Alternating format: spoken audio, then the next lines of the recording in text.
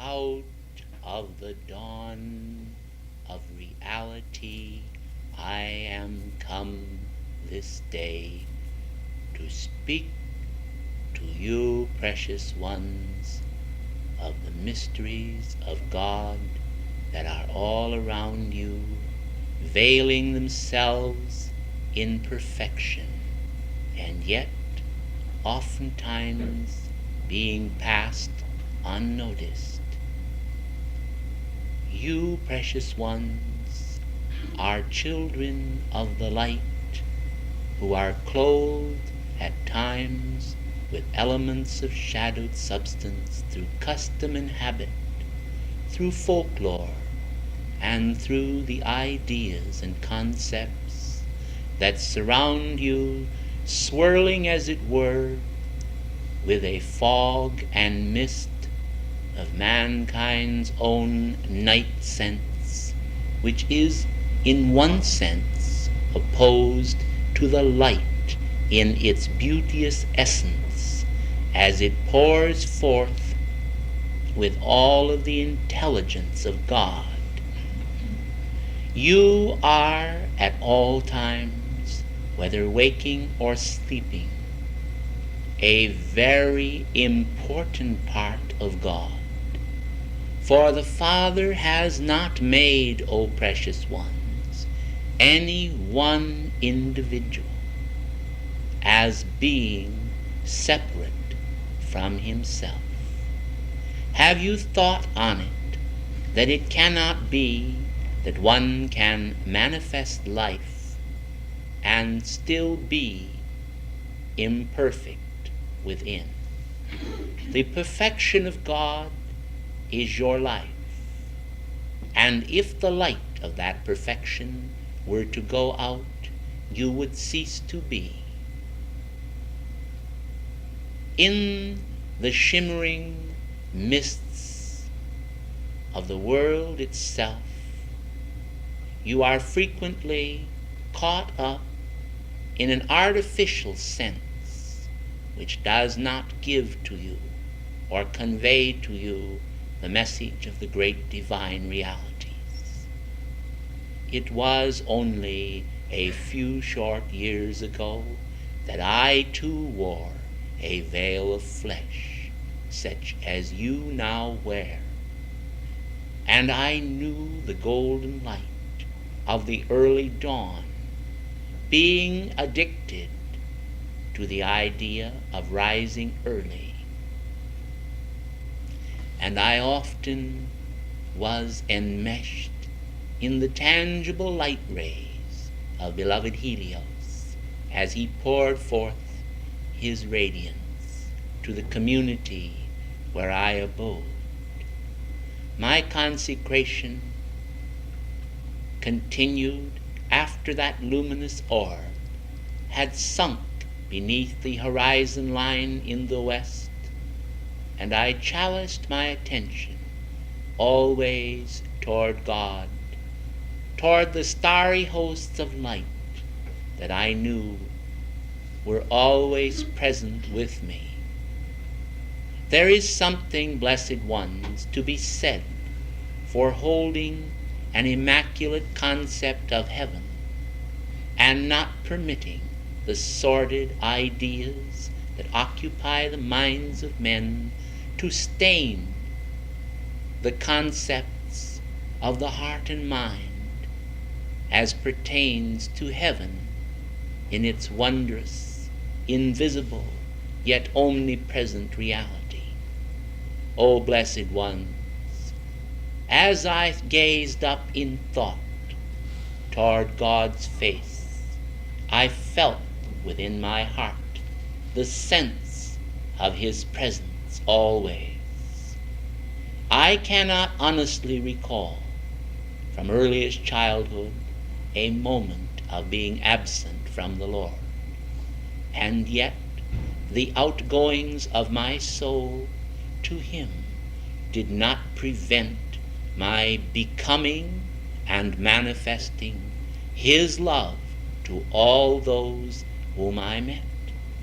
After all, precious ones, were they not too a part of this radiance? E'en though they knew it not, they had this flame of his presence within them. And so I spent happy hour after happy hour in contemplation of the great dawning reality, which in all of its simplicity and wonder was the truth of God. It would have been possible for me to have continued many more years upon the planet if it had not been the grace of beloved Saint Germain which enabled me not only to meet my own twin flame, but also to obtain my ascension and freedom. Today now, as we gaze upon the youth of the world, the thought comes to us that they are often at the crossroads of life. You have perhaps seen a crossroad where as many as 50 or 100 signs were nailed upon posts showing the mileage to various parts of the earth, most bewildering to those not geographically acquainted. Precious ones, the youth of the world today, face to face with the seeming realities of life, often in their heart's desiring, seem to feel alone, and in a spirit of essential wonder ponder much upon life and its full meaning. O blessed ones, they need the counsel and understanding of mankind, of those of more mature years. They need also the love which must be given with great understanding and they need to also be givers of love to others. Else it is so easy for them to become brittle and sharp. And then, when this occurs, it is as though their soul were being shattered to pieces day after day, whereas God would bestow the balm of his cosmic peace upon these dear neophyte hearts, reaching out to find more of his precious treasure, of his understanding, and of his love. Unfortunately, precious ones, with all of mankind seeking today, there is always the possibilities of man's becoming enmeshed in the material senses to the point where it seems to them as though there is not in existence but material things and material intelligence. The power of the intellect alone would be very brittle and without understanding if it were not infused with the wondrous power of the Holy Spirit. And so all men need and require to have the golden oil of God's illumination lit and burning in the lamps of their being, that they may understand how to give love to one another, and to know that in giving love they are giving more than material things. There are many people today whose hearts are most kind, who think in terms of giving gifts to one another, and as they bestow these gifts upon one another, they feel a sense of great accomplishment. And yet, precious ones, the gifts are but material things. There are many individuals who, upon receiving the gift of love, the seemingly invisible, intangible graces of God, feel as though they have received naught, for they have learned and become accustomed to gaze at the outer and feel that only that can suffice. Today, then, I would call the attention of the youth of the world and all mankind to the mighty, tangible power of the Holy Spirit and the spiritual graces of God as the only sole realities of life. These realities can never be replaced by the mere trinkets and baubles of the outer world, which have no power, not even the power of a talisman, to guard the person of the wearer. Then know, O blessed ones, that to have spiritual grace and protection during the hours of need means everything to the soul, and is of more import than all outer accomplishments. For the dragons and evil beasts of mankind's creation lie in wait to trap and ensnare the souls of the youth of the world with so many devices which mankind are so ignorant of. And when they are snared and entrapped, they become less and less alert to the mighty divine powers of the universe, and they begin to feel as though they are on a great turning wheel from which there is no escape. And in their bewilderment, they sometimes turn to the human, materialistic things of life, and so their precious soul becomes a castaway from the mighty tide of divinity, and they lose the most important gifts and graces which they could otherwise attain. I myself do not feel that my education was interrupted by my ascension, for today I minister to many of the youth of the world who are receptive to call to me, and together with Bob and Rex and Nada, I serve to minister to those evolving souls who seek to understand the wonders of the coming race and the coming kingdom, who understand God's plan and the message of Jesus which he spake, saying, Other sheep I have which are not of this fold, them too shall I bring with me, and there shall be one fold and one shepherd.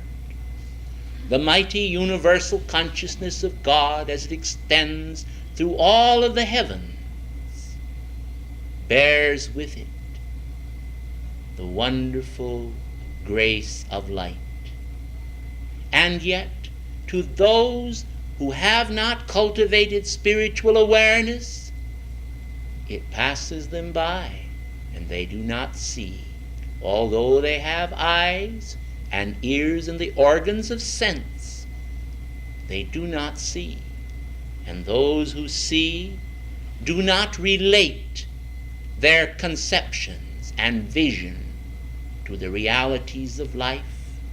They do not place the mighty spiritual instruction within the folds of their consciousness so as to be readily available to them at their hour of need. And thus they lose again the wonderful opportunities to progress onward and onward and onward. O blessed ones, in divine eagerness I come to you.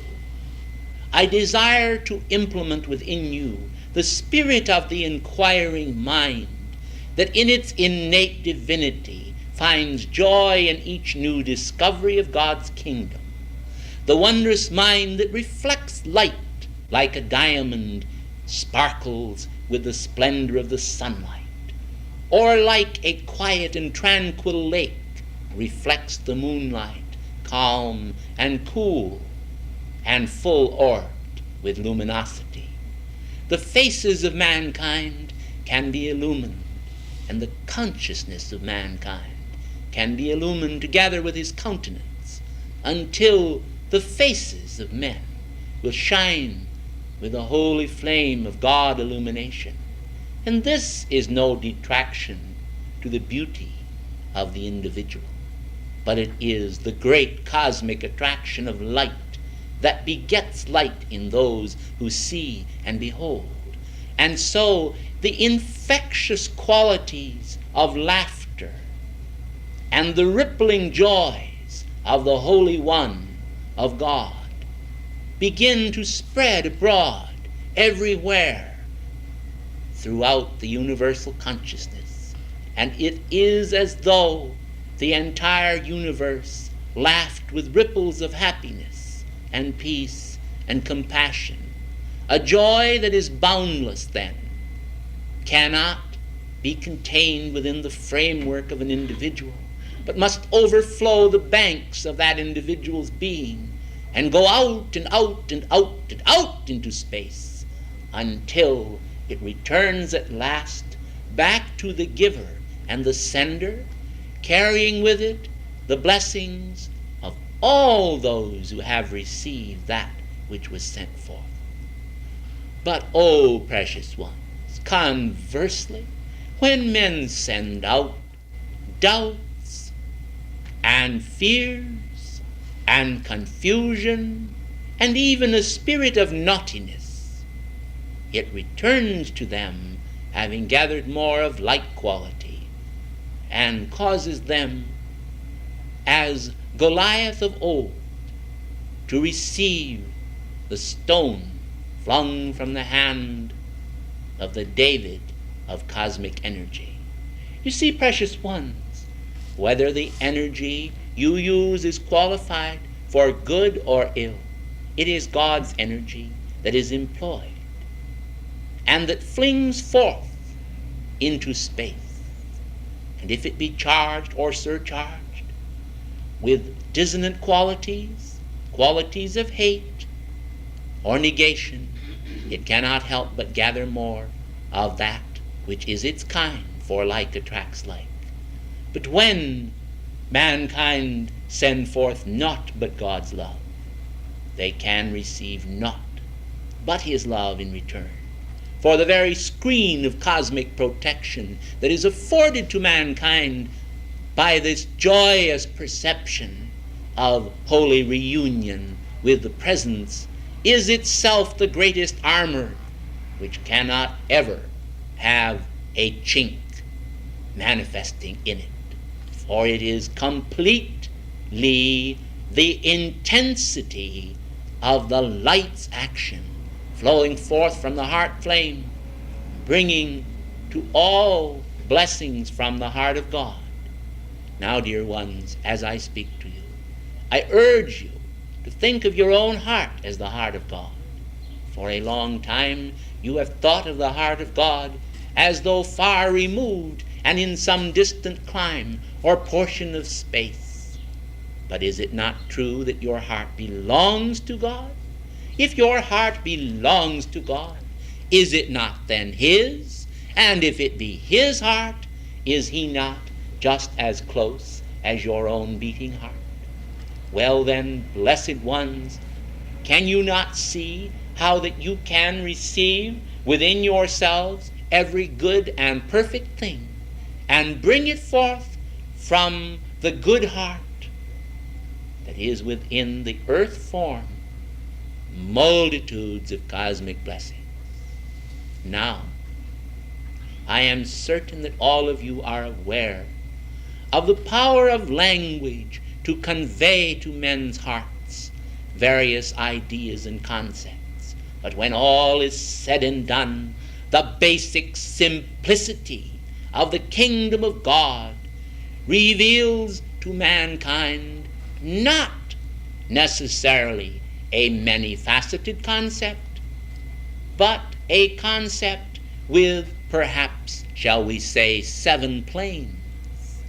And mankind finds in the basic star of mighty victory the concept of 6 points of dazzling light formed by the triangle descending and the triangle ascending, but having within the center of the triangle the symbolical presence of the dual flame of the Holy Spirit, the cloven tongues that sits within the center of man's being and relates all individuals to the mighty presence of life and makes of all one, even in fulfillment of Jesus' prayer, I pray, O Father, that they may be made one even as we are one. And so, blessed ones, there is naught of loss in this concept, but all of gain. And those who in their own confusion of senses and in their lack of understanding desire to merely glamorize spiritual techniques and teachings do not always obtain the same blessings which those who are content to be as little children and to live as children of the light are. Therefore, you see, blessed ones, God is never mocked, and those who seek to deceive but themselves. In honesty of heart and purity of motive, as you were told earlier, find then the pathway that leads to noble eternal achievement, whereby the divine flame of eternal youth that is in all hearts may draw forth so much of the strands of ascended master light substance that the very garment you wear, your spiritual seamless garment, will always serve to protect the divine idea that God planted within your being, the seed of God that will bring forth much fruit. Precious ones, are not the floral offerings of nature redundant? Are they not a blessing to feast the eye of man? O blessed ones, if you could only see and perceive with the inner eyes of the soul, and see the wondrous creations of these flowers by the tiny devas that actually construct them, that draw from the celestial patterns the wondrous soft velvet texture patterns, and cause the flower offerings to spring forth from the stalk and root, and to extend the perfumed fragrance of life into the atmosphere, the exchange by photosynthesis, and the bringing into manifestation of the chlorophyll, the purity of the healing greens of nature floods forth through the world, and from the heart of Amaryllis, the goddess of spring, robing the world in the beauty of summer and the summerland magic of God's great heart of light. But there are lands and planets and stars and systems of worlds so vast in the far reaches of eternity as to stagger the imagination of many of the ascended masters. And yet you, O mankind of earth, inhabit this star known for so long as the sorrowful one, and wait the dawn of immortality here upon the planet as mankind begin to achieve the outpicturing of the kingdom of God. And yet one by one, individuals here are robed in garments celestial and raised to the ascended state to become assistants in the mighty services of life. For blessed ones, each time there is an accident and an individual passes on away from their loved ones and their friends and familiar scenes, they have great need, unless they be schooled in these laws and understanding. Precious ones, do you realize that when they go forth and find themselves without a physical form and come to consciousness to speak to man, and man cannot hear, when they stand, as it were, in the presence of those they love, and they cannot see them or communicate, can you not realize how very necessary it is that workers be employed from that side of life to receive them, to instruct them, to guide them, to cut them free from physical and form attachments, and to lift them to planes of consciousness where they will be instructed in the techniques of heaven's law? Even the movement of their body must be passed on to them. They must be shown how to move the physical form in the higher realms. And I am not referring, blessed ones, to the physical body that they have left, but to the body that seems the physical body, which they yet retain. Therefore, you see, blessed ones, many of them are immobilized. They do not even know how to generate the power of locomotion there. And so they stand and stand and stand. And some have stood for as long as 40 years in one spot, more or less, waiting and waiting to be shown, simply because there were not enough individuals to instruct them, or they were not receptive to the vibratory actions of the cosmic teachers. Do you not see then how necessary it is that men be prepared? Do you not see the import of weaving a cosmic garment of light? Do you not see the import of holding your attention upon God and upon the saints and the master teachers of the race? Do you not see how that holiness here and now is essential to fulfill the teachings of light in all the splendor of divine illumination, pouring forth and saying, "He that is holy, let him be holy still, and he that is filthy, let him be filthy still."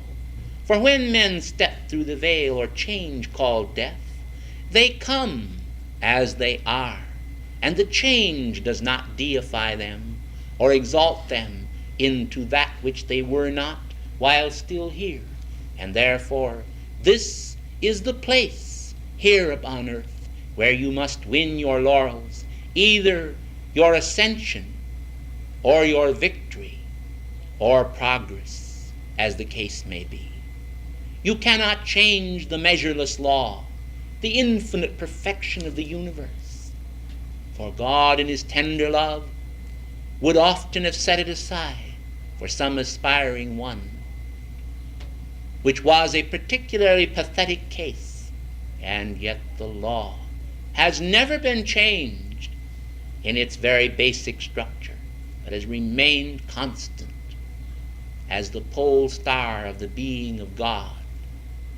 This is comfort in one great sense, for it speaks to all of the Eternal One's own faithfulness and love. He does not waver, the God of thy being, thy own divine presence, and he does not expect that thou shalt waver either. Therefore I say to you all, you must reorientate yourselves, and with God's help you can. We are all ready to assist you, all of the young and spiritually alert ascended beings in our own blazing reality. Stand right behind the veil, waiting your calls, waiting to assist, to teach you the techniques of how you can be a part of that group, if you would, that helps to free those individuals caught and enmeshed in the astral, in the psychic realms, who know not how to obtain their freedom. These individuals would be most pathetic if they were left without some assistance.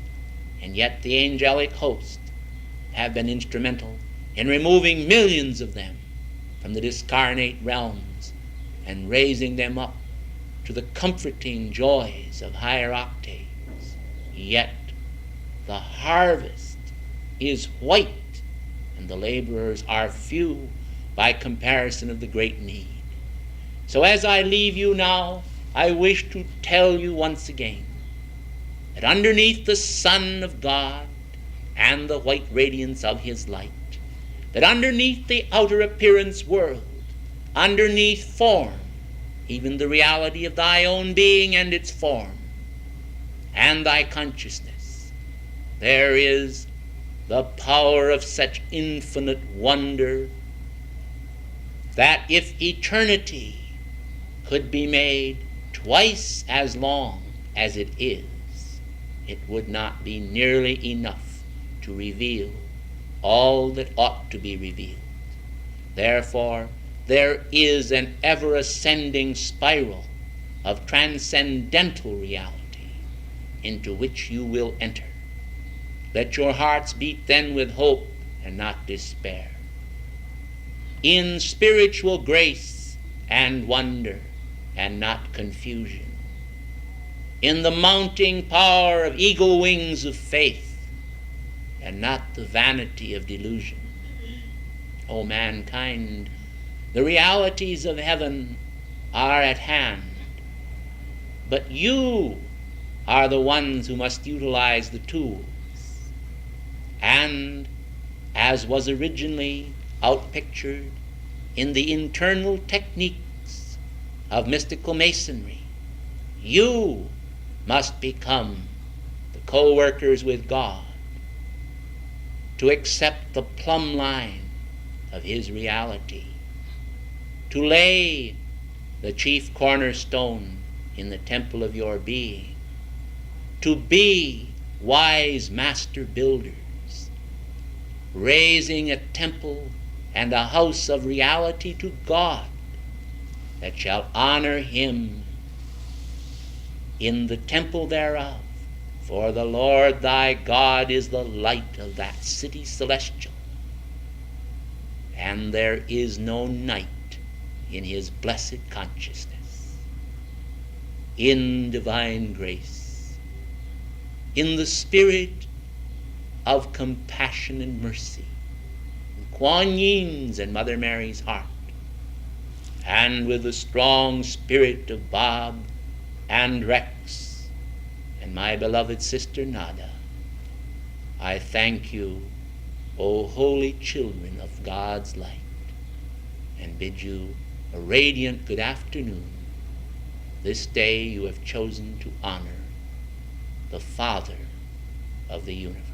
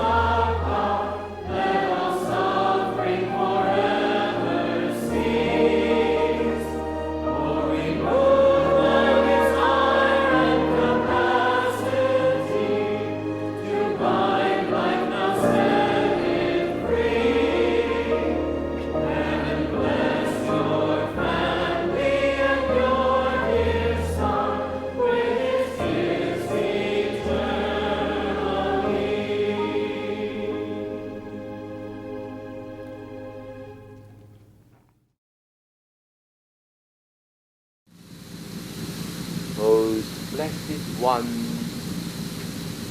I am come this night to circle around the planet the beauteous bonds of divine love, to fill the hearts of the children of God in all nations with the wonders of his compassion, which is the flowering of divine hope for and on behalf of world peace.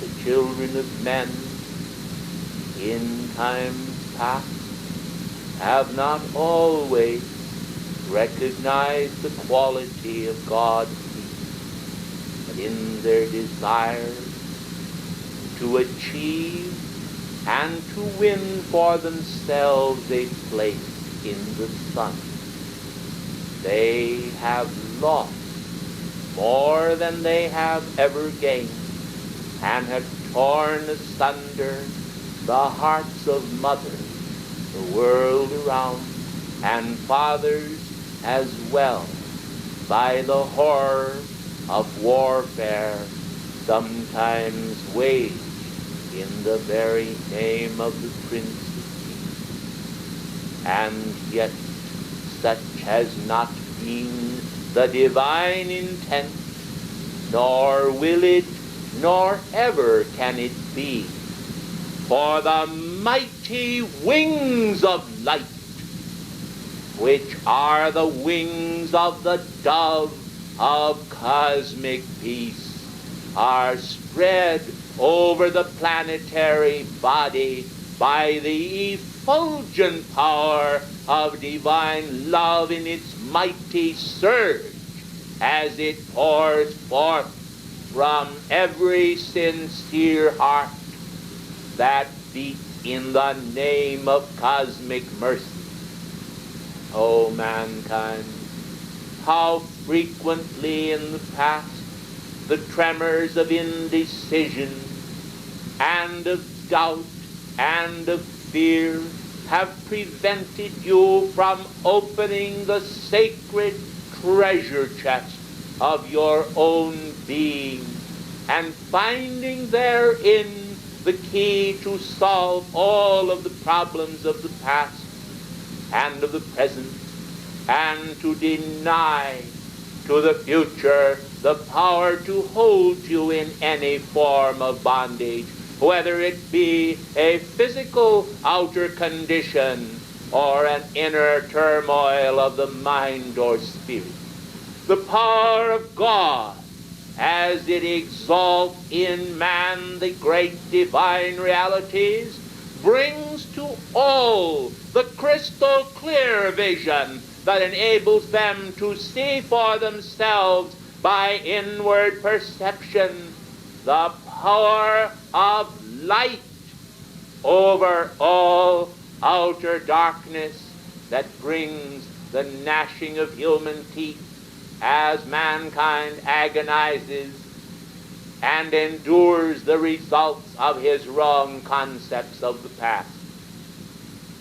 Long ago, as the so-called cavemen engraved upon the walls of the caves in which they dwelt a form of pictorial writing, the hearts of men beat then in a savage ignorance, and yet to the present hour mankind are often torn in the very midst and centers of great knowledge with the puerile differences that bring about discord and generate strife and evil.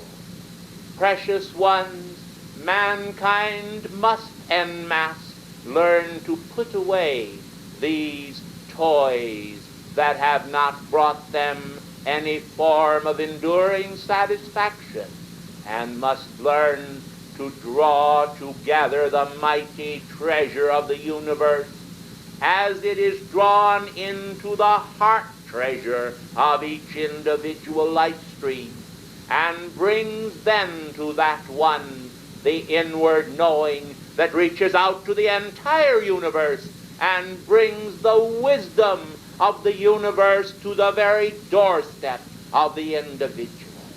The great Akashic libraries, with their almost infinite storehouse of knowledge, are available to all who will put aside the veils of the flesh and the veils of mere outer reason and determine with an inward sense of God desire to know the truth of their own being, and then seek to find all of this treasure, all of this wonder, all that is a part of the history of this system of worlds, yea, and of those systems of worlds far beyond the ken of mankind's present knowing, even in the realm of imagination.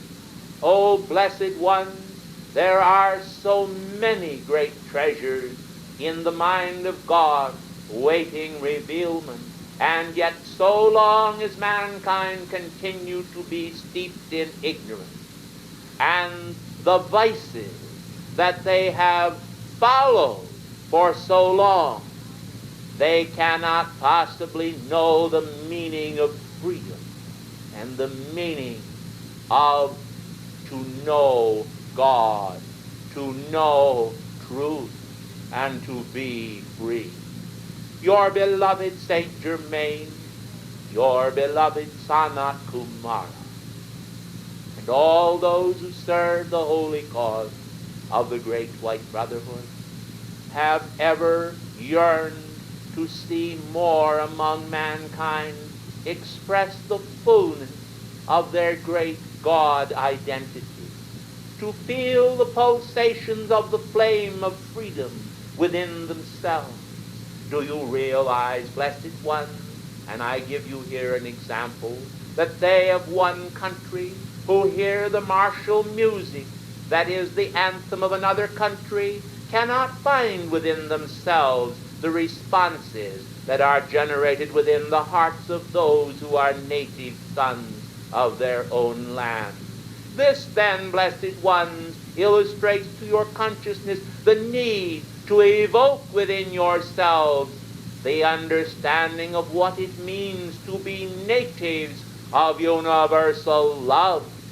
Oh, precious ones, do you say that universal love is but a word that men have mouthed in God's name without having ever realized?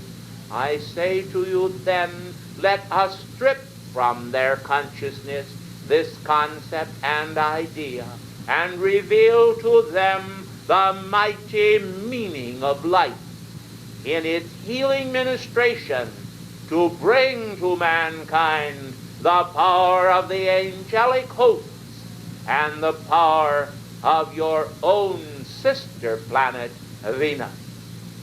Oh, precious ones, if the mankind of earth in all of their scientific advancement were only able to lay aside their precious human conceit, they would realize that God has performed his miracles out of the mouths of babes and will continue to do so until the very last individual upon this planet has obtained his freedom.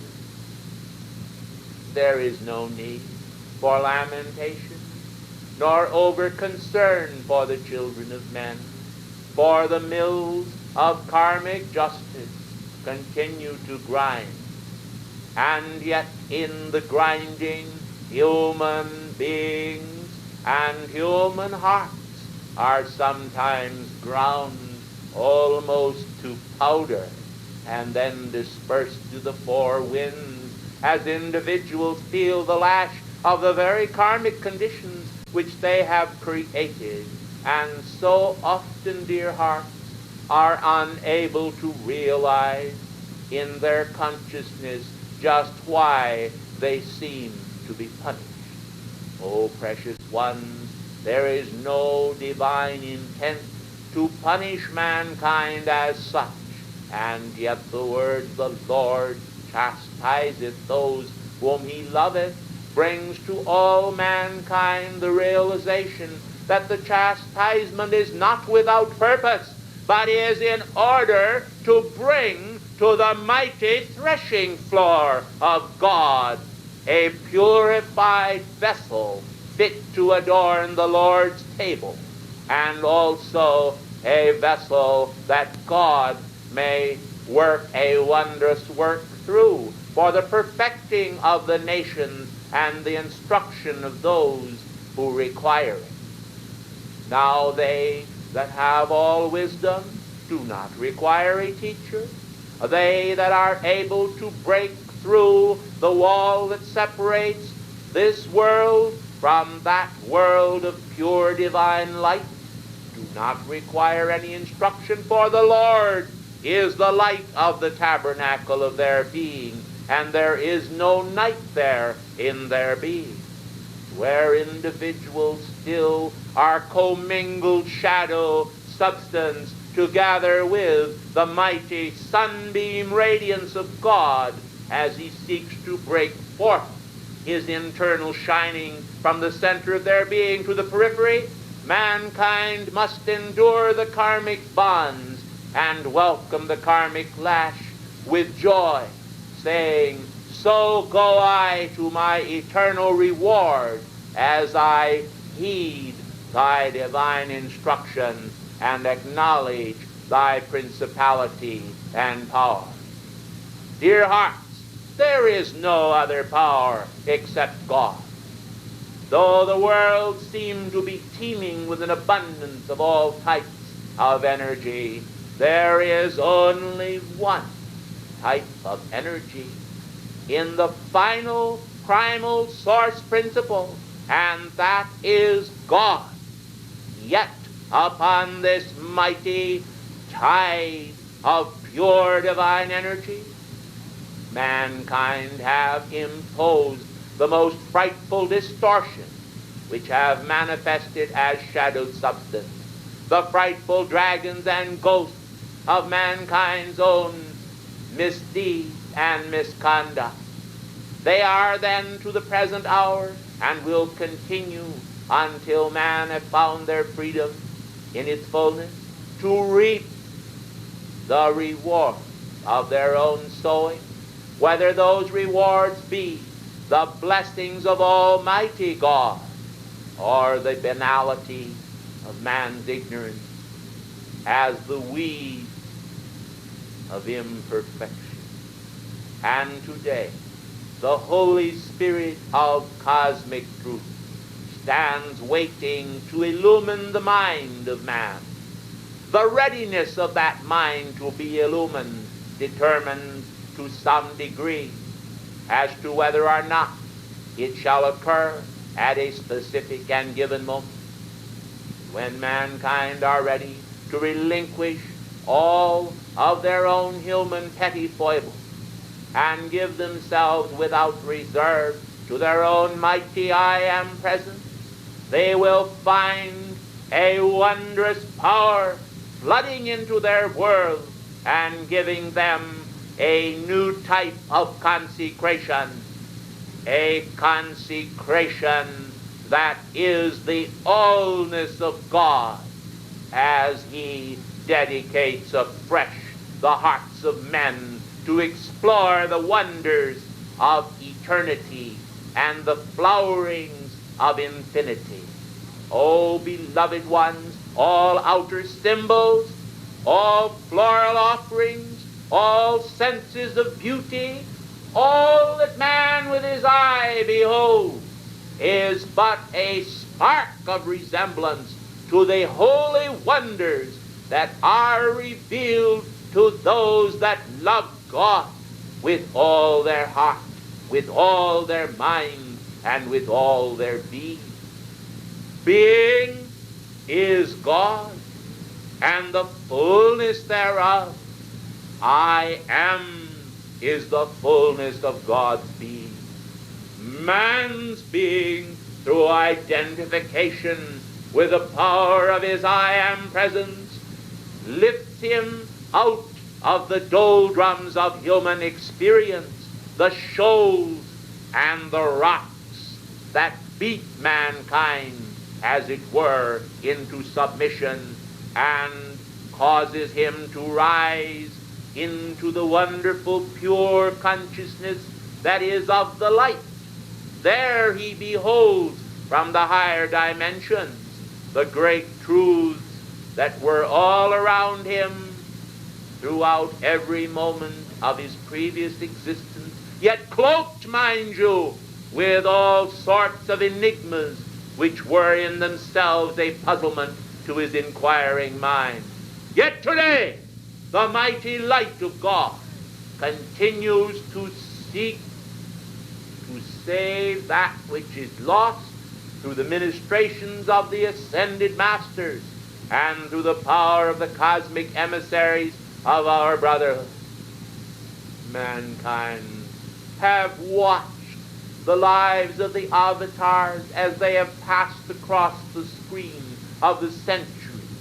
The hearts of mankind have been thrilled with the wonders of the lives of the saints.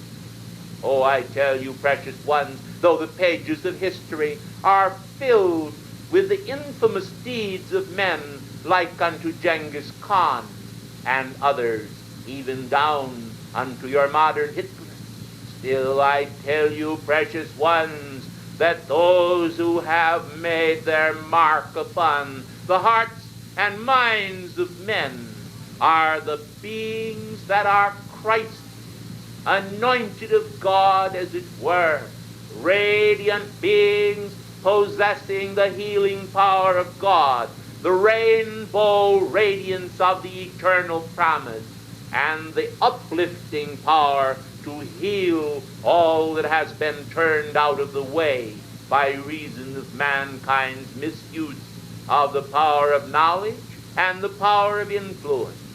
You know, precious ones, in the history of other planetary bodies, you will find in due course of time that similar episodes have occurred, such as are presently occurring upon the planet Earth.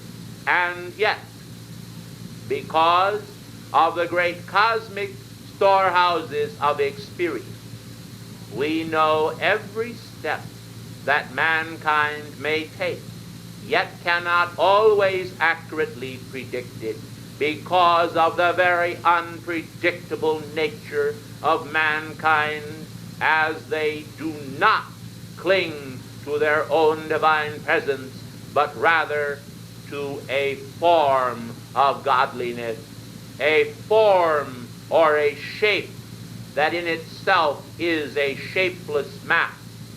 Precious one, do you understand of what I am speaking? Do you understand the great cosmic truth that I would reveal to you? If it were possible, I would tear aside the veil and let you see the cosmic record of that which we expect to occur upon your own blessed planet.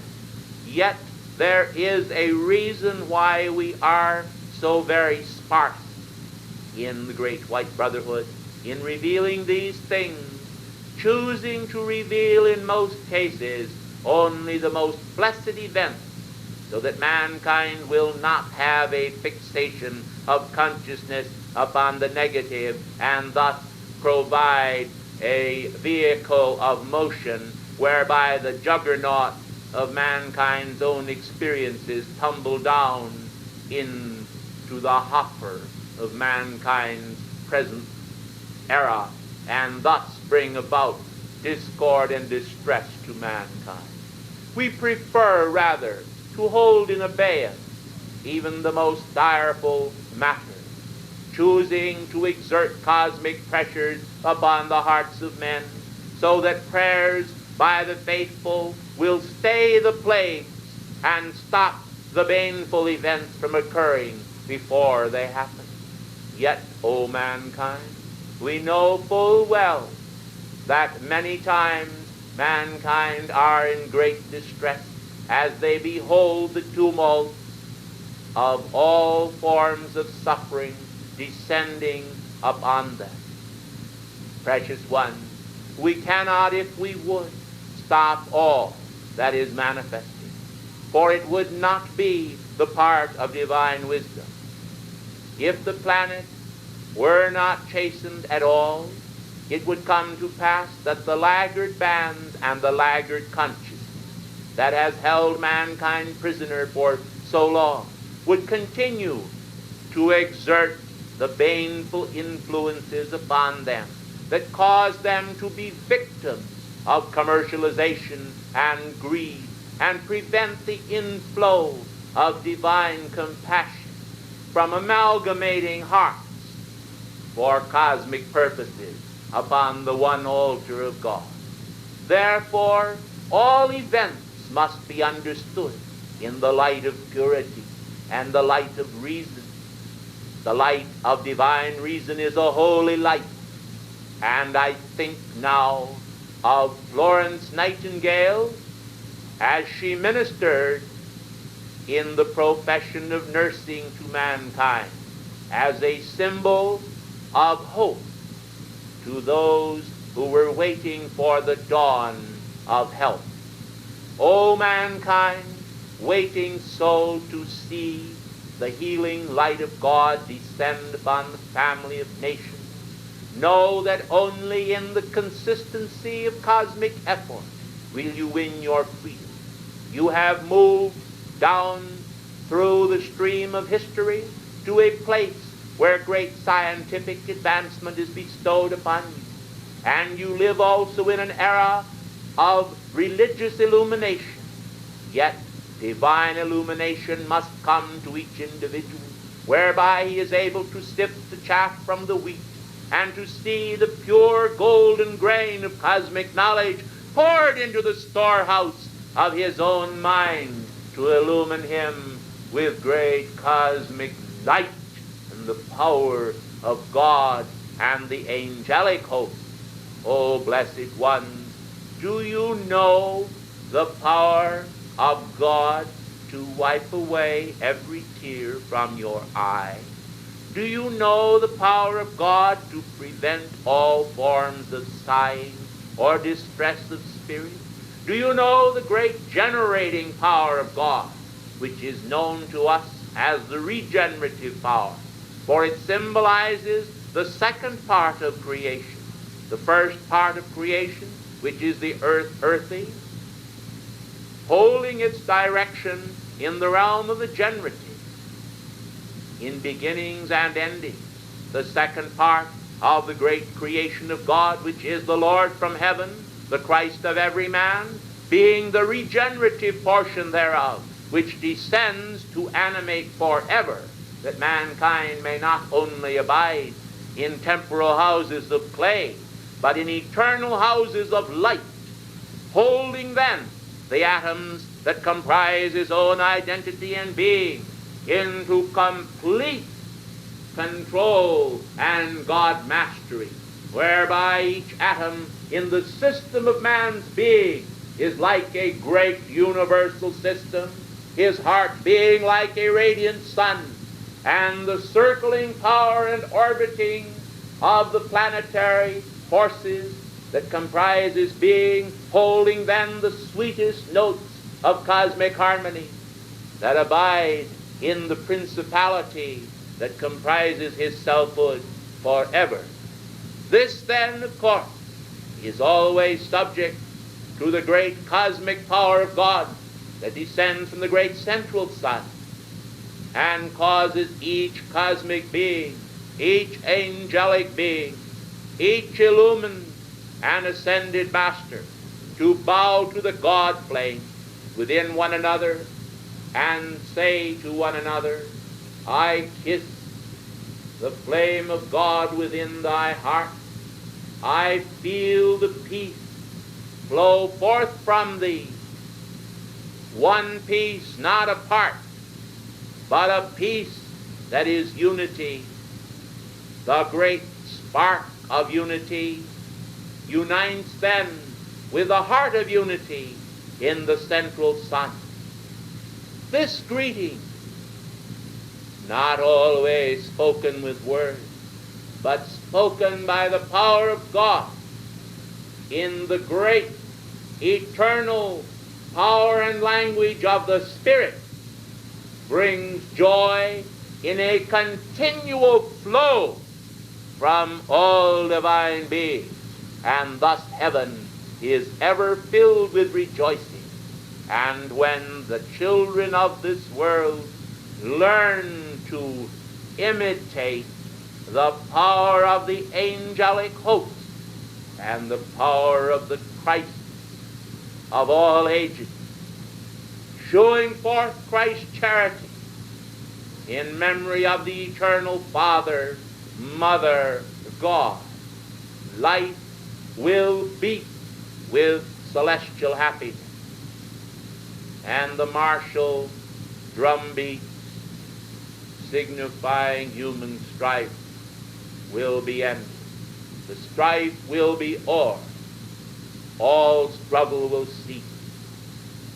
And the wonderful power of the Prince of Peace will be more than a word to be bandied about by human beings, but will be the great divine cosmic reality, whereby under the power of the Lord Mahachohan, all energy ever given to this planetary body will be robed in light, used by light, guided by light, motivated by light, and will be naught but light essence in manifestation. That which I have spoken to you tonight has been partly within the realm of your understanding and partly within the realm of eternal symbology. The deciphering of our symbols will occupy the time of those who love the things of the Spirit more than they love the things of the flesh. Of such as these are the children of God. And now may there descend from the angelic host the mightiest power of light's dominion on wings of spiritual glory, to bring to you the peace of our level, the tones of our octave, the harmony of our spheres, and the welcome of the great white brotherhood to all aspirants, those who are not afraid to journey forth into the pioneer areas of spiritual unfoldment, men and women of cosmic courage. These shall not continue in the dark. These shall walk up the mountain to the place where the flame of God lies. All then shall recognize the altar of God, because the summit of your being is within the province of your being. It is within your own heart, and your heart is within God's heart. The universe is within thee, and thou art within the universe. Fear not. Be of good cheer, O children of the one Father. It is the I am in you, center of being, which is the city of light, the city of our God, and upon our planet as upon your own. This city is most honored, is set upon a hill, and cannot ever be hid. I thank you, and I bless you, and I bid you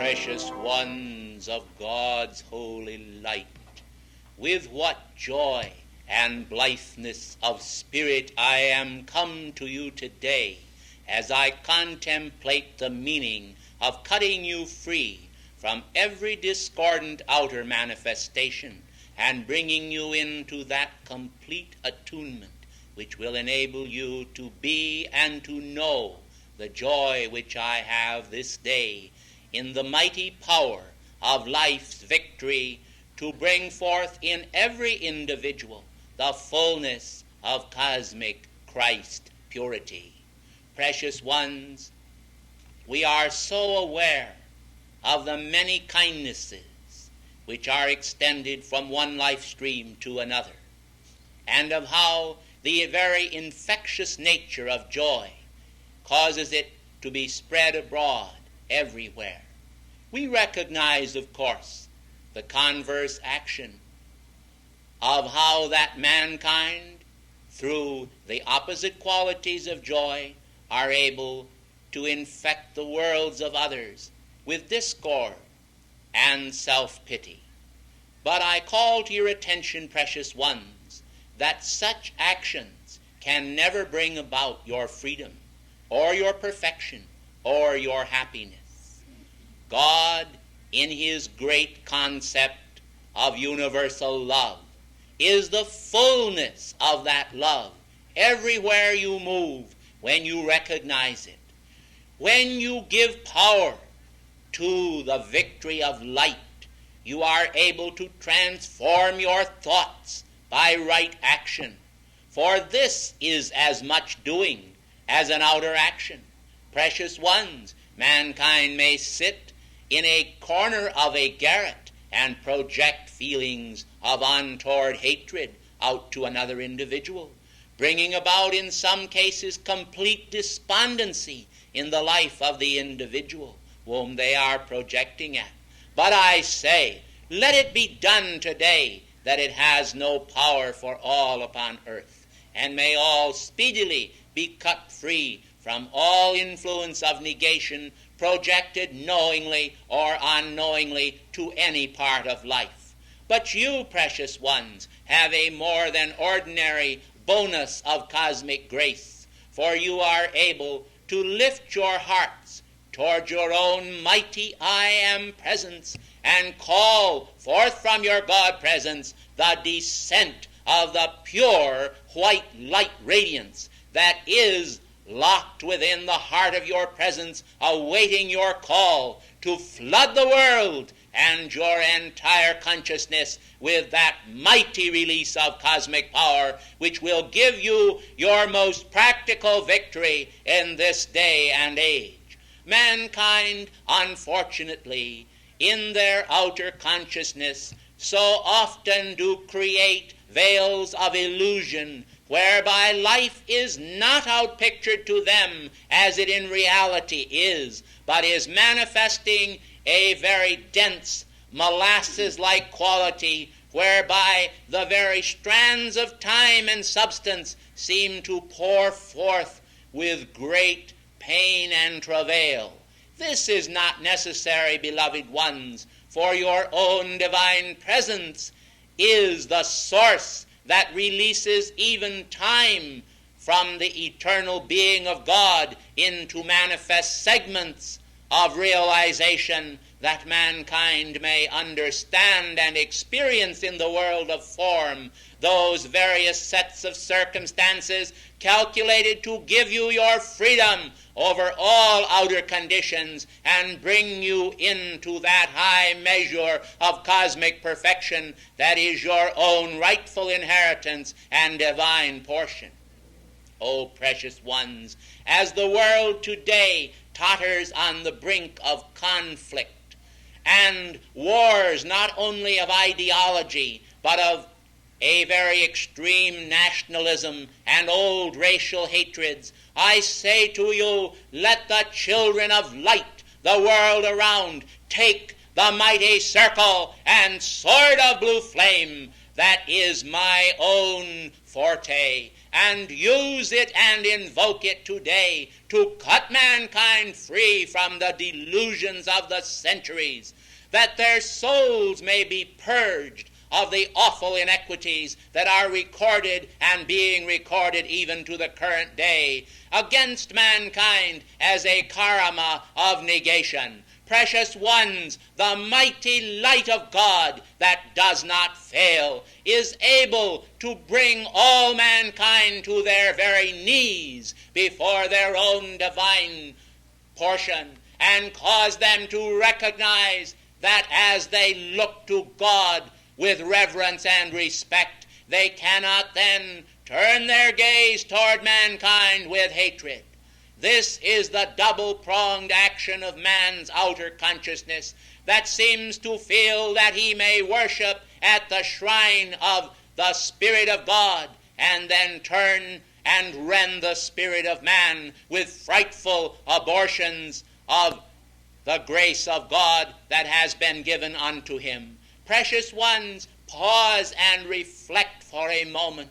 All of the wonderful blessings that have been bestowed upon all mankind and upon you individually are given to you in order that you might be an outpost of cosmic perfection.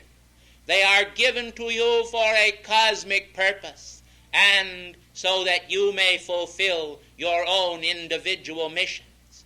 But, precious ones, ever so often there comes into the consciousness of mankind an extreme sense of diminishing, whereby individuals begin to shrink within themselves and feel that they themselves are simply a little bit of nothing.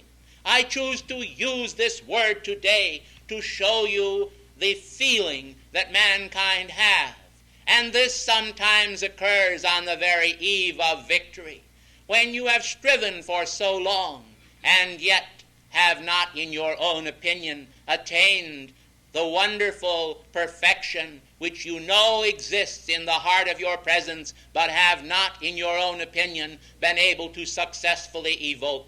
O precious ones of the light, do not be discouraged in this day and age if you do not always behold your outer perfection in its fullness made manifest. Recognize that if you have in your own fullness of heart consecrated your energies to God, if you have done naught of that which is wrong unto your fellow man or unto God, but have striven to fulfill the great law to the best of your ability, then do not be concerned with outer human thought, or be concerned even with the feelings of the carnal mind, which may be projected at you to tell you that you are nothing, when in reality the very power of the universe and the power of the Godhead is actually focused within your heart.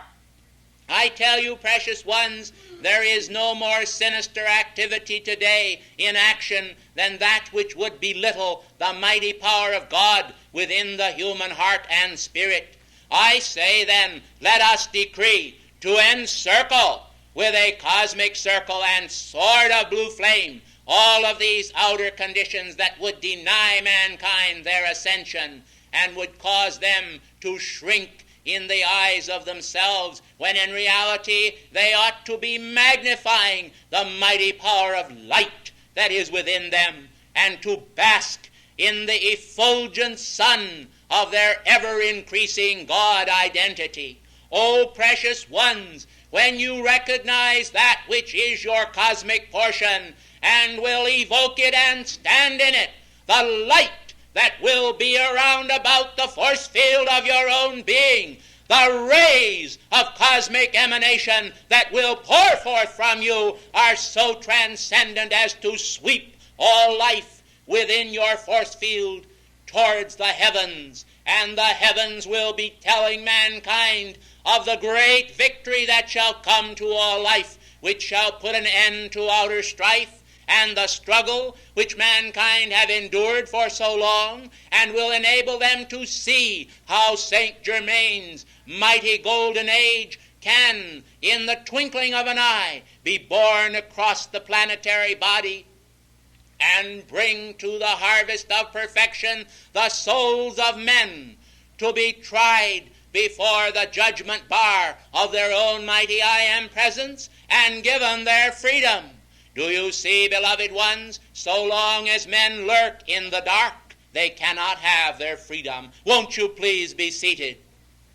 Precious ones of the light, all that which is in the darkened recesses of men's consciousness must be brought into the great hallowed circle of their own heart flame for cosmic redemption. Mankind do not realize that when they, so to speak, sweep under a rug the actions that pass through them, they do not bring it into the light of cosmic purity and win their freedom.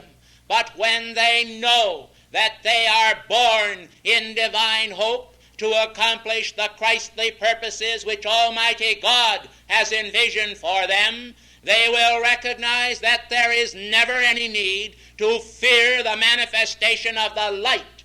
But if there is any need for fear, it is the fear of grasping in some recessed fold of their consciousness some form of unpure energy and letting it lurk there to infect them at the very moment of victory. Oh, precious ones, if you will only draw forth, and if necessary, drag forth from the recessed folds of your consciousness all that is not of the pure light of God, and will honestly tell yourselves the truth about your own thoughts, you will find a new era of cosmic purification coming into manifestation in your world, and you will have your victory, and that swiftly, I assure you.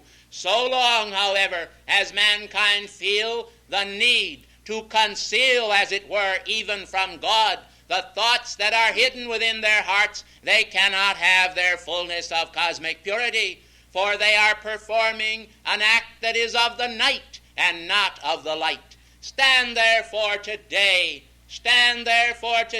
in the fullness of compassion toward all mankind, and especially include your own blessed beings.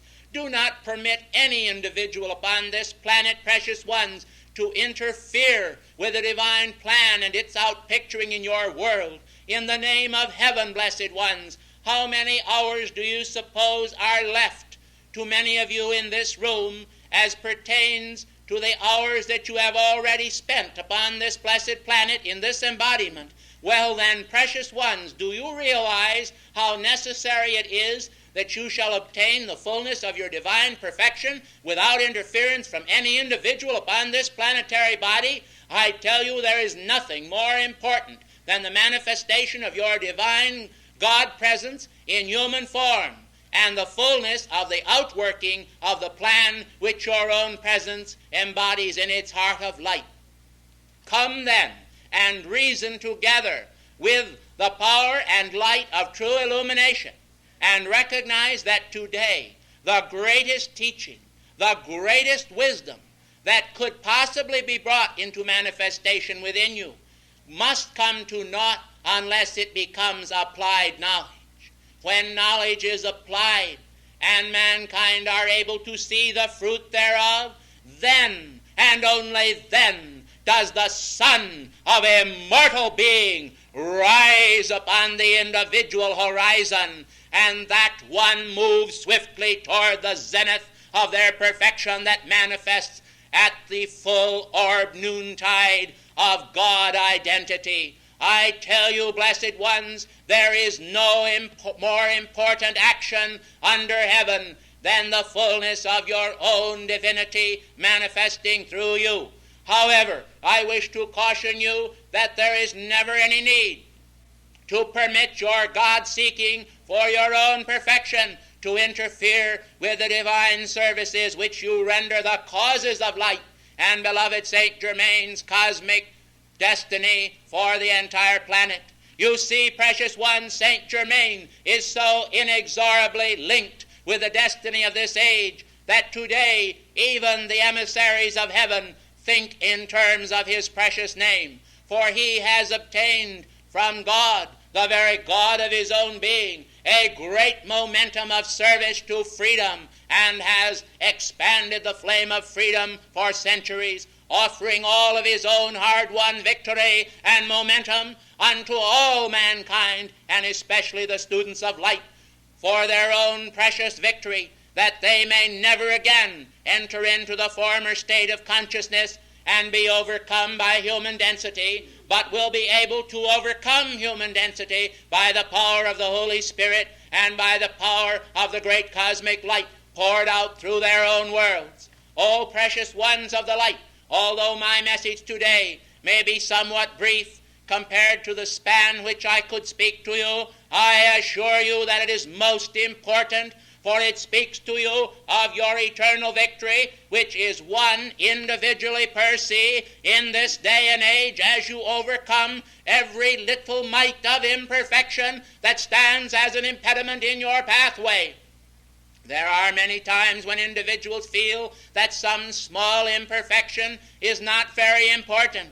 Well, precious ones, if it is just enough to hinder you from obtaining the fullness of your victory, I would say that it is very important. I would like to call to your attention that on many of the scales of the world today, a mere fraction of an ounce will tip the beam of the scale so that it will weigh just the right amount to go over that ounce or pound.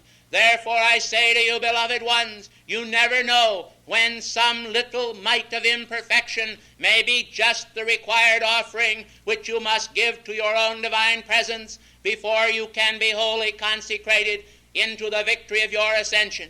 I say to you then, you must stand and watch with the Christ of your being every hour, and be willing, if necessary, to sweat, as it were, great drops of blood in the holy offering. This is symbolic of the life energy of your being poured out for a eternal crown.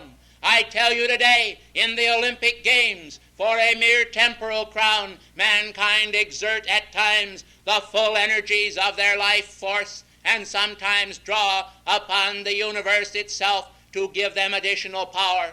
Therefore it is not unreasonable in behalf of the great eternal purposes for anyone to exert a great cosmic effort as Christ did in the garden, and to offer in the Gethsemane of their being the fullness of the tide of their life for and on behalf of their victory.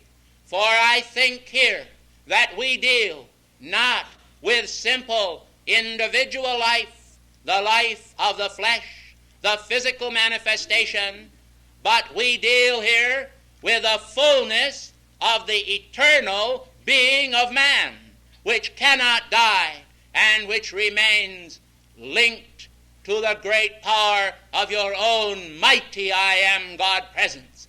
Therefore, this consecration which I am today inspiring you to make is not the consecration of an idle moment, but it is the fullness of eternal victory which can be yours, as it has been ours and has been the blessing of many among mankind who have already ascended in the past into their ascension.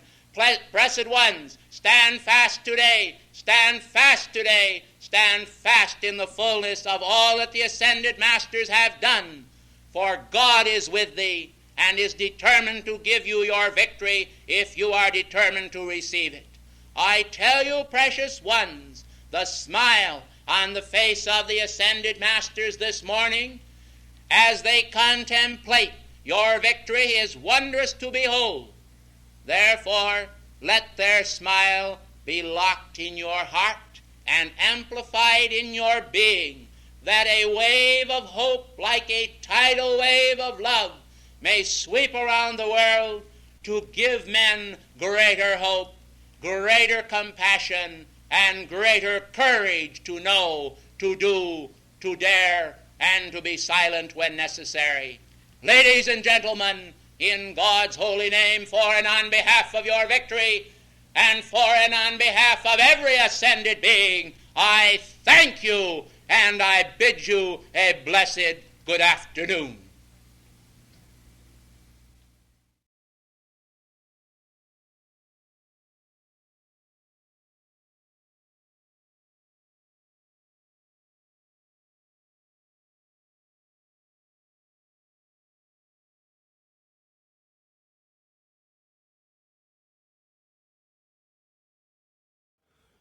Golden days in the sunshine of a happy youth, golden days full of innocence and full of truth. In our hearts we remember them all else above, golden days, days of youth and love. How we laughed with a gaiety that had no sting, looking back through memory's haze. We will know life has nothing sweeter than its springtime. Golden days when we're young, golden days.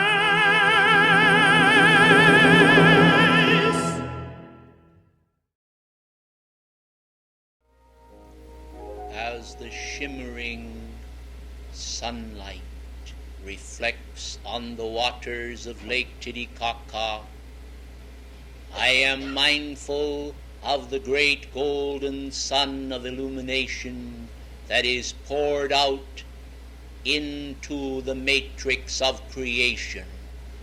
I am reminded also of the vast endeavors of the great white brotherhood and of the mighty tide of devotion that has been poured forth from countless hearts. As you reflect for a moment upon they of divers races and creeds who are serving in the invocation of the great light, some serving in lamaseries in Tibet and some in ancient temples still existing in South America, you must realize that God is praised in many languages and that the language of the heart is understood by him when silently offered in sacred prayer. Precious ones who love the flame of golden, radiant illumination, know that the radiance of the lovely lady Meru is also charged forth this morning as I am coming forth to direct into your consciousness some measure of cosmic illumination. You have heard it said that mankind must bear the weight of their own karma, and it is so true. For the world today is indeed reaping that which they have sowed. And yet, precious ones, there is a way of escape that is made plain to mankind. The very basic simplicity of this way of escape passes unnoticed by human consciousness, for it is too simple for the average individual to understand. It simply refers to the basic statement, go forth and do well. Mankind know in their own hearts the difference between that which is iniquitous and destructive and that which is good and brings forth good fruit. And yet, although they know this and feel this within their being, there is a veil of ignorance that clouds their minds and causes the stubbornness of human will to assert itself and become a karma-making factor in their own individual worlds. O precious ones, if you realized at the moment that you committed a wrong act, that it was wrong, would it not be the part of wisdom then to call upon the law of forgiveness? Why do mankind persist in ignoring the opportunity to correct a wrong the very moment that it happens? Why do they find it necessary to defer the payment of a just debt until long afterward, thus piling up a mountain of debit chargeable to their own souls? O precious ones, we could give you this morning a wonderful series of examples of how this has been done, but it is not thought the part of wisdom for us to dwell upon the negative aspects of karma, but rather upon the benefits that may be conferred upon mankind by doing well. For it is this type of momentum that we would generate within mankind's hearts and consciousness. Do you know, precious ones, there are some individuals in this activity whose very nature is so innocent of harm that they go forward and actually perform benign acts without even taking thought as to what good they shall do. This has become, shall we say, first nature to them, not second nature, and they are therefore delighted at every opportunity to do well. These individuals are completely unmindful as to whether or not they shall receive credit for the good that they do. And as I am speaking to you on this subject, it comes to my heart now that many individuals do not receive a reward for the good that they do simply because they expect a reward and they perform their acts in anticipation of the reward itself, and thus the joy they take in the anticipation of it is often its own reward. Precious ones, if mankind would only understand then that they must do good for the sake of good itself, they would receive in childlike simplicity the greatest blessing that they could ever imagine in their consciousness. And this is the reason why the Christ taught in simplicity, saying unto mankind, Verily I say unto thee, except ye become as little children, ye can in no wise enter in. Precious ones, as you behold the flowers of the field springing forth from the land with all the electronic, radiant colorings which nature endows the floral kingdom with, do you realize how spontaneously the mighty devas of nature and the tiny devas that design each floral blossom do function and bring forth without a thought of reward? They work solely in the consciousness of joy and the ideal of perfection, knowing that that which they bring forth will be a service of beauty to delight mankind. And even upon the landed area of the earth, where there are no human eyes to behold, they still execute their designs with greatest care and love. For after all, they know that in the hierarchy of the Devic kingdom, the superior Deva will come to inspect the finished work and will nod in approval as he sees each perfect design. Therefore, precious ones, you see how in the nature kingdom the tiny beings of the elements do function, that they might do well for the sake of perfection and for love of righteousness. Today, mankind have fallen as in ages past, into the pit of human delusion, the delusions of the ego. And they do indeed reap a tremendous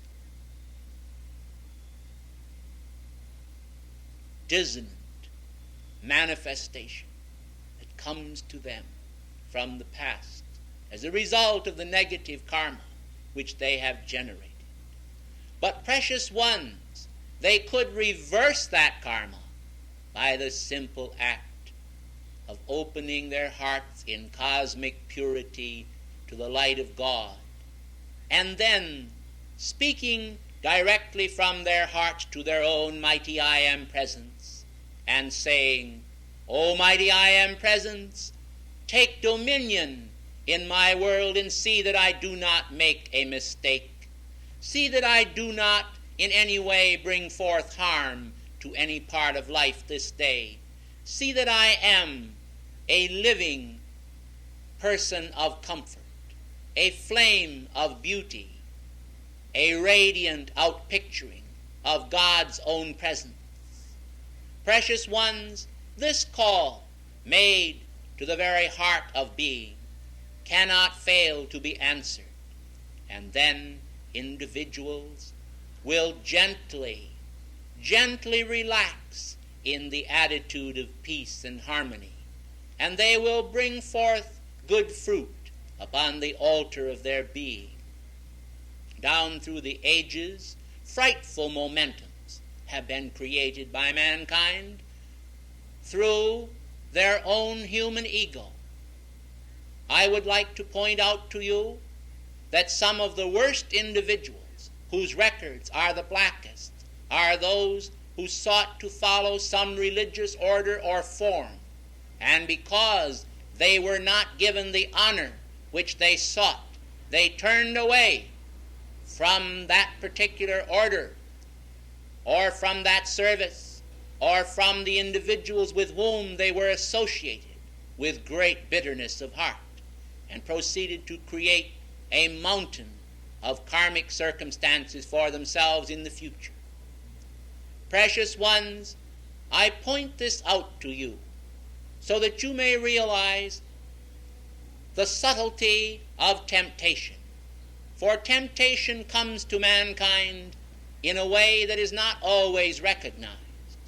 Individuals gaze at another person, and the sinister force comes in and speaks to them and tells them that another individual is thinking some wrong thought about them. They accept this into their feeling world, not questioning the truth of this, but accepting it as though it were so.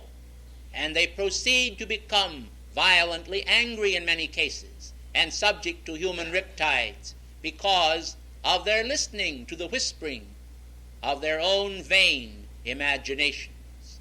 I have known of countless cases where individuals have listened to this whispering, where there was not so much as one iota of truth in the thought that was projected into their consciousness. And yet that individual who accepted this vain imagining fell from grace and descended into a pit of human slime and sent forth the vibratory action of hate and hate creations against their innocent brothers.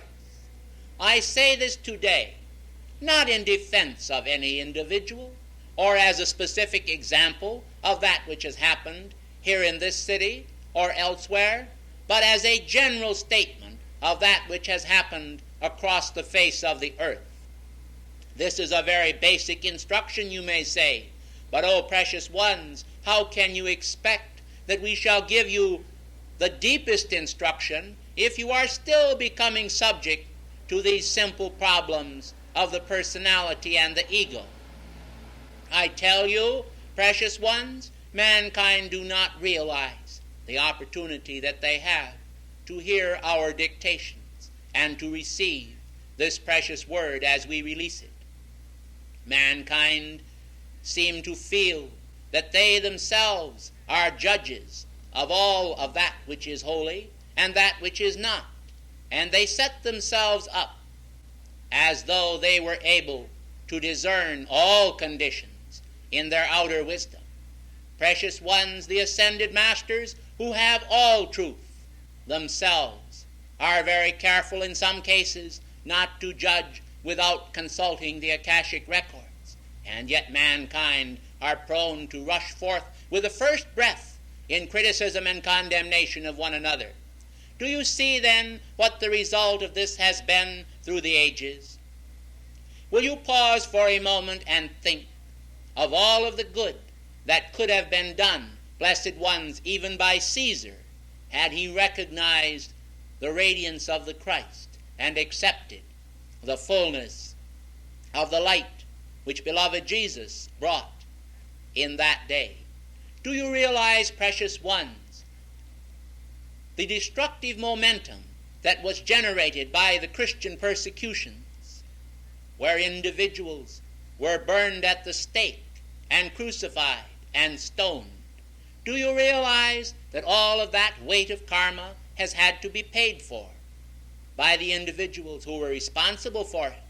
And so the entire human race has been hindered by these laggard manifestations of the human ego, the seeking for a temporal crown by individuals. And yet I feel disposed to tell you what may be almost a secret. I would like you to know that there are individuals today, even associated with activities of light, who in their own hearts are still seeking a temporal crown and are still seeking for an outer reward. These individuals often pacify themselves with the statement that they seek only good. But the truth of the record, as it is revealed to the ascended masters, shows it to be otherwise. And therefore these individuals, if they would earn their ascension or find their freedom, must be willing to lay down their total life for the sake of their own God presence. This is the only way that they can truly find a restoration of the old boundaries of the great cosmic temple. Do you know that which I am speaking of? Precious ones, I am referring to the great cosmic temple created by the wise master builder for each individual life stream. You see, precious ones, mankind have builded many outer temples and tabernacles. But the tabernacle which God himself has created, made without hands, is the most glorious of all. And every individual has a palace of light, a tabernacle of God, builded for them individually, as a force field of iridescent purity. This is resident within the body of substance of your own mighty I Am presence, and is waiting to descend as the habitation of your own being when you are ready to receive it. This is your seamless garment of light, a temple of cosmic purity, which is able to journey not only upon earth, but upon all systems of worlds, and be taught the mysteries of the universal silence. But precious ones, mankind are simply not ready for these wonderful spiritual gratuities so long as they persist in seeking for the baubles of life and the mere outer respect of mankind. Did you know, precious ones, that there were any number of people that were present at some of our classes who actually were a bit ashamed lest they should be seen coming to the classes? These individuals felt that they would not like to have some of their friends see them come here, for they did not feel that the activity was as popular as they would have liked. Well, precious ones, individuals who feel this way do not truly realize the great cosmic joy that they are actually giving up for the mere temporary pleasure of pleasing some individual who at any given moment might turn to them and rend them with anger and human viciousness. Who would you have your friends be, precious ones? Would you make friends of mankind with their changing disposition, their great vacillation, their tremendous quirks, and all of the thoughts that they have? Or would you be as Abraham was, a friend of God? Would you have as your peers the cosmic beings, or would you be pleased to serve the historical ideas of man that desire to erect a monument unto themselves among mankind? These are truly sepulchres, whited indeed on the outside, but within full of dead men's bones, as the Christ has said. The flesh of mankind, the substance of human ideas, is all of bondage, and yet the world continues to pursue the outer glamour and the baubles of the world. It is not that we would generate in you this day a disrespect for the world. We would honor the world with its own cosmic dignity. But the point in question here, most precious ones, is that mankind simply cannot find the great cosmic gifts that they seek unless they are willing to pay the price. And that price is very high, for the reward is very great. The price is the all that mankind have received, and the reward is the all that God can give. But all of this must be balanced in the eternal sequences which pour forth from God's own hand. It is not, as you have the saying, that Rome was builded in a day, that mankind must expect that all of the bounties of heaven will be bestowed upon them in a moment. Some of the students years ago were imbued with the idea that once they had this great law, once the light was handed to them as on a platter, they could offer a few decrees, attend a few services, listen to a few dictations, and immediately make their ascension in the light with all of the victory of heaven offered to them at once. Let me remind you, precious ones, that an avatar is one who has come through the crucible of life with a great cosmic momentum of service. Let me remind you that the centuries themselves scarcely can contain all of the services that were rendered by cosmic beings and ascended masters to this blessed planet. Let me also tell you that some of these cosmic beings and some of these ascended masters offered upon other systems of worlds, as well as this one, a tremendous service to the light, so that they have merited every single blessing which God has ever given them. It does not mean, blessed ones, it does not mean because mankind feel in their own hearts that they merit some specific blessing, that God himself, in his great cosmic sense of justice, will necessarily agree with mankind. Likewise, blessed ones, the reverse is true, and therefore there are many individuals who are very humble and have offered a great service to the light, who feel that they have done but little on behalf of the holy cause. And yet, when the cosmic record is opened, they will find their names are recorded as having offered their all to God without any expectation of reward. Now, the reason I am conveying this teaching to you today is because that it is necessary for many people in many places. There are some precious souls who do not actually realize the basic simple truth of that which I am speaking. These individuals, in some cases, are not even aware of the fact that they do expect any reward, for they have never intricately examined the folds of their own consciousness. They have not even examined their actions or their reactions to circumstances. And when they felt in their own being slightly hurt or wounded by the act of non-recognition by someone, those individuals did not stop to know that this was wrong. They simply acted in a human way through custom and habit.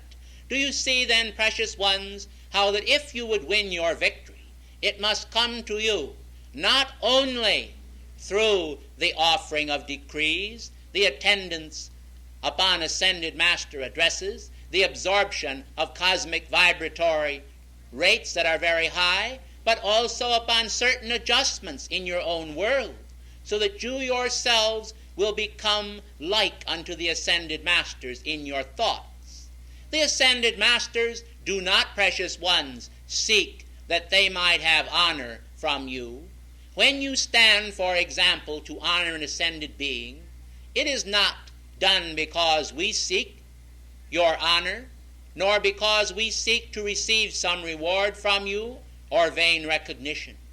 For every time that this occurs, we offer this as a wave offering to the mighty I Am Presence in gratitude that your hearts have responded to the light that has leaped forth from our being.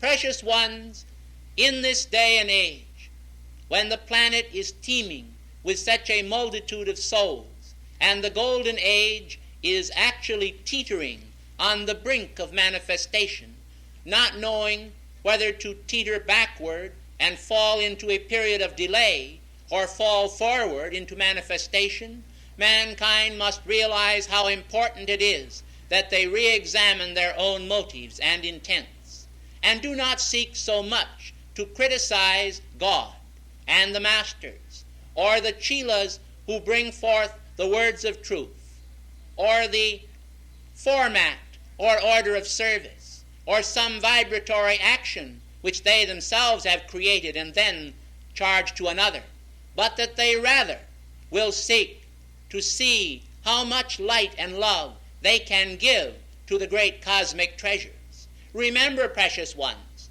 that if your consciousness were as small as a thimble, and the tube of radiant light which pours down from above as small as a needle, if you persisted long enough, you could fill the thimble and then call for more light to enlarge it to the size of a barrel, and then to a great lave, and without limit further expand it, simply because you yourselves were diligent in the service of the light. The time has come when accountability for the actions of the law be understood by the chelas. For too long, individuals have, by criticism, felt that they could evoke a vicarious response from the universe, whereby the universe itself, being criticized by the individual, would bring forth the fruit which they felt in their own consciousness of self-righteousness should manifest. This is not the part of wisdom or of divine illumination. It is simply human foolishness, for individuals must recognize that God in his infinite wisdom has already prepared a handiwork of light, a fabric of intense cosmic purity, that this garment of light, the swaddling garment of the man-child Christ of every man, is already functioning and is already perfectly outpictured in the universal consciousness. It simply waits the recognition of individuals and the drawing forth from the higher octaves of that priceless treasure. Therefore, let all criticism of the deity cease. For I tell you, precious ones, mankind do not realize it, but they are actually criticizing God when they criticize some of his manifestations. They do this without understanding, and in ignorance, it is true. But the law does not excuse it, for it is a fact that it creates areas of blindness in their own consciousness. When an individual is unjust to another and gazes upon another person with a wedge of dark substance across the face of their vision, this mote then is actually in their own eye and must be taken out, that they may see the luminous purity of the mighty tide of light that descends from the Christ from on high. Be at peace, precious ones. Be at peace. Let the gentle entreaty of the goddess Meru bring to you the import of this cosmic hour. Dearly beloved ones, how radiant is the sun, of my own consort Meru. And yet, as he spoke to you in behalf of holy wisdom, I too am come, that I might admonish you as a cosmic mother, and as one associated with the mighty goddess of liberty, to seek to understand holy wisdom in a godlike way. For mankind are so prone to understand God's wisdom in a human way, and this is never the part of divine wisdom. It has never given mankind their freedom through the centuries, and it never will. For it is only when the human is submissive to its divinity and evokes the great God flame that has guided the golden ages of the past, that the children of men will be able to express again the great golden age civilizations of the future. You have heard of the wave of the future. You have yearned to be a part of it, and I am certain that none of you desire to be the mere spume upon the wave that is only the foam of human creation. You seek to be the body of light substance, and to have and to hold reality in your precious consciousness. Understand then that the wisdom of God, although it be simple, is not always simple to understand, for individuals stand in their own light. When you face the sun, precious ones, you do not see or behold a shadow, but when you turn from the sun and walk away from it, the shadow of your own self stands before you, and you walk toward your own shadow. Precious ones, this then is indicative to you of the need to turn and face the light. When individuals find unhappiness manifesting in their world, it is a signal to them that they need more light and require more illumination. It is true that mankind have scarcely used a portion of that which they have, but God in his munificence has continued to pour out his radiance to them. This is the ever-continuing instruction of God, which is exhibited by him in his mighty patience. Gautama, the beloved Lord of the world, has often spoken at our councils of the need for patience in extracting by holy wisdom those great gems of spiritual truth which are resident within the scriptures of the world. Ascended Master Dictations are no exception. They are not always so easily realized by man until they are pondered and meditated upon and fitted to the proper foot. For individuals must recognize that of necessity, in giving forth instruction, we cannot always direct a specific instruction to each individual. There are times when we must give a very general instruction, and then there are times when one individual requires instruction so badly that we must actually charge forth a specific piece of cosmic logic for that one. If, of course, individuals accept that which is not intended for them, then this is not the fault of the cosmic hierarchy.